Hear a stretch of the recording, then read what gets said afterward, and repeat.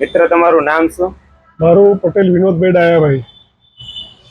અને શેનો પ્રોબ્લેમ હતો તમને અને તમને કેવી રીતે ખ્યાલ આવ્યો? એલર્જી હતી અને શરદી એટલી હતી ને, ગમે ત્યારે વાતાવરણ ચેન્જ થાય તરત શરદી મને થઈ જતી હતી. પછી મેં અહીંયા આ ભાઈના ત્યાં 2-3 વખત એમ્પ્લીના ને એના માટે સોસાયટીના કામ માટે આવ્યો તો અહીંયા હું જોઉં ને એટલે 10-15 જણા બેઠેલા જ હોય.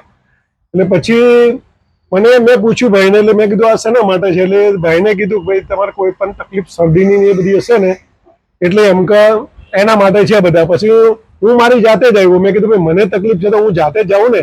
પછી હું આવ્યો અહીંયા. પછી એક વખત પોઈન્ટ કંઈક ઘરની અંદર કંઈક ભાઈને કર્યું, આમ પોઈન્ટ દબાવ્યો છે, પોઈન્ટ દબાવ્યા. પછી બીજી વખત મારે અર્જન્ટ ઓસ્ટ્રેલિયા જવાનું હતું.